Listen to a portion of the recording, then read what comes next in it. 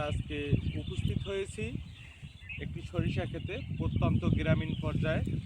আমি একটু আপনাদের দেখাবো যে আসলে সরিষা বাংলাদেশের কিন্তু আমদানির জন্য সর্বাধিক বৈদেশিক রেমিটেন্স যেটা ব্যয় হয় তৈল আমদানির জন্য। কিন্তু আমরা যদি এই তৈলজাতীয় উদ্ভিদ যদি উৎপাদন করে আমাদের দেশের অভ্যন্তরীণ চাহিদা যদি পূরণ করতে পারি, তাহলে আমাদের রেমিটেন্স বেঁচে যাবে। আমি আপনাদের দেখানোর চেষ্টা করবো। এই যে সরিষা দেখেন, একজন কৃষক, এই যে এই যে আপনি এইদিকে দেখেন, এই যে কৃষক সবজি উৎপাদন, সবজি এবং এই যে সরিষা, সরিষা কিন্তু খাবার হিসেবে, সবজি হিসেবে ব্যবহার করা হচ্ছে।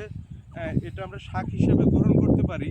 পাশাপাশি এটা থেকে আমাদের অর্থকরী একটি ফসল হিসেবে উৎপাদন করতে পারি।